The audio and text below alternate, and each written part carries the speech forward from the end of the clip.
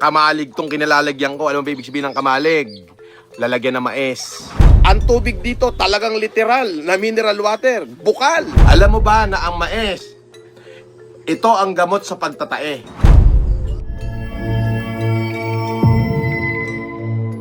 Hi everyone!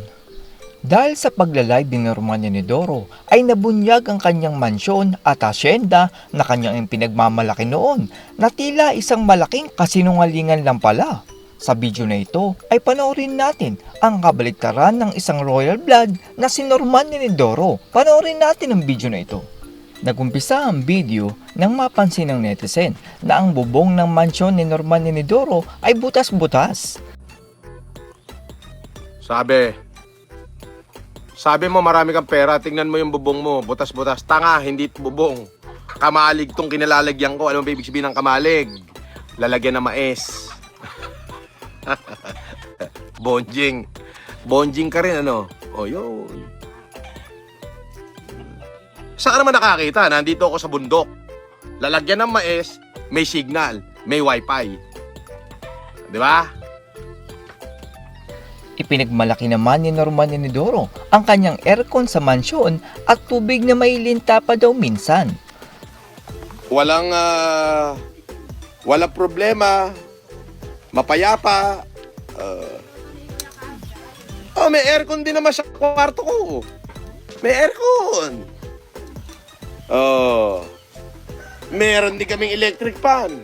Meron din kaming natural wind. Ikaw naman. Walang gutom. Ang tubig dito talagang literal na mineral water. Bukal. May linta nga lang.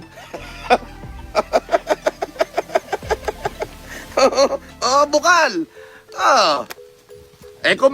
Kung hindi lang mawawala signal, sasama ko kayo doon sa Banlasiw doon sa Tawid. At talagang may batis. Fresh water. Yung batis, sa sobrang linaw niya, pwede mong inumin. Oo.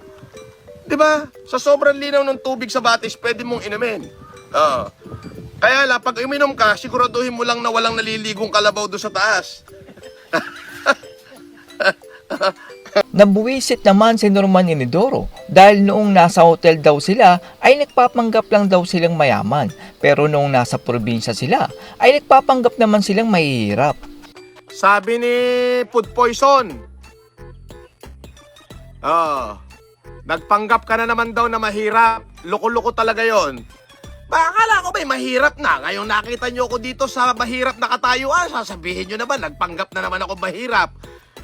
Hindi ko na kayo alam kung saan ko kayo ilalagay. Di ba? Pag nasa hotel ako, sasabihin nyo, nagpapanggap ako mayaman. Ngayon nandito ako sa probinsya, sasabihin nyo, nagpapanggap akong mahirap. Ano ba talaga? Saan ko ba kayo ilalagay? Casper,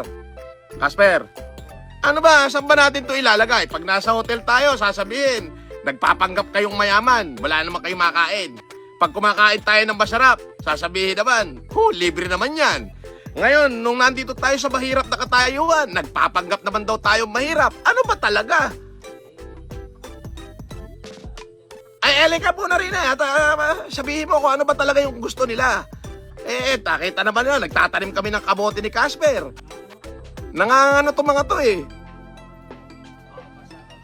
Halika siya. Makikita natin na ang upuan ng isang royal blood na si Norman Enidoro ay tila putol ang isang patungan ng braso at mukhang isang perma na lang ay bibigay na ito. Sandali.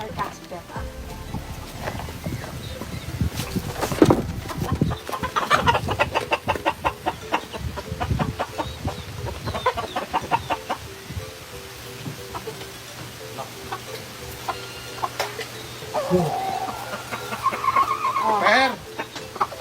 Casper daw.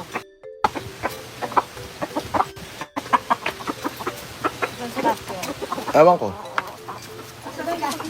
Tawagan mo. Saan? Luluto na. Kunin mo nga yung dalawang cellphone ko doon sa bulsa ng ng kotse. Sa upuan, sa likod. Sa bulsa. Yung susi. Yung susi. Hindi nakasarado eh.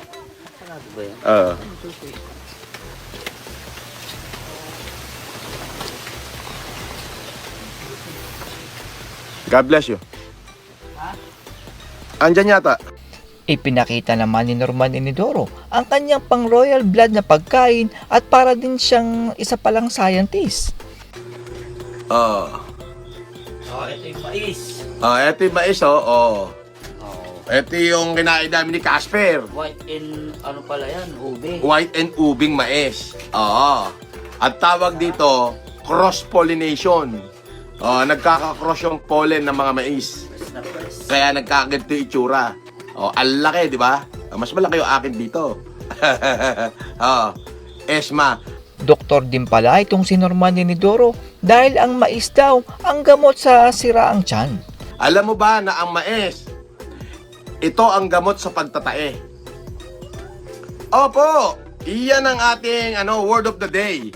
Mais ang gamot pagka ikaw ay nagtatae. Wala kang gagawin, kakainin mo lang itong mais, tapos yung kanyang boss, hindi naman pampaawat sa pagtatae ang mais.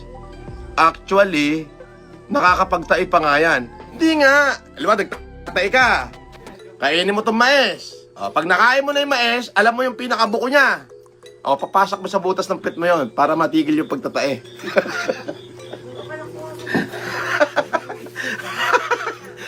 Tawang-tawa naman ang kasama ni Norman Inidoro at tila sila din ang naglolokohan. Tawa si Reme, Tawa nanay ko. Siyempre, andito ako nanay ko, di ba? Alam mo naman, mahal na mahal ako niyan, di ba? Pamaba. Di ba? Kita mo, narinig mo, pumapalo pa nanay ko, basama ba? Pumapalo pa, siyempre, Di ba? Di ba? Kita mo, Di ba? Ipinagmalaki naman ni Norman Inidoro ang kanilang royal blood mansion at sila lang daw ang may poste ng kuryente. Sabi ni Leo de Villa, boss, hindi yata alam ng mga basher kung ano itsura ng probinsya. Naghahanap ng hotel Salute, boss. Naghahanap ng hotel? Ay tanga, wala kami hotel dito. Puno ng mangga meron kami. At saka kubo. Ayan. Ayan. Ayan. Wala kang kapitbahay dito. Pero, may sarili kami poste ng kuryente. Di ba? Ganun yun. Makikita naman natin na tila hindi naman mansyon ang nasa likod ni Norman Inidoro pero noon ay ipinagyayabang niya ito. Sabi ni Mandaragat, Norman Culaong, sino handler mo ngayon? Kanino ka nakikitira ngayon? 3 ho ang mansyon ko ngayon. Dati, 2 lang. Ngayon, 3. At ngayon, nasa presidential suite ako ng isang hotel. Kung gusto mo, tumawag ka rin sa Heritage. Alam mo ba kung magkano isang gabi? 150,000. Pinayaran ko 3 milyon. 3 milyon cash. 3 milyon cash. Para sa 21 days. Okay? Marami akong pera, Mandaragat. Saksakan ang dami. Ang petikas ko sa bulsa ay 100,000, Mandaragat, Mandaragat. Petikas ko yan. Pambigay lang sa waiter. Ayan. Mamatay ka sa inggit. Yung kulaong mo at saka Norman Mangusin mo, hindi nakikita yan. Luman-luma na yan Pinagkapiraan nyo na ng 3 taon yan. Ngayon wala na.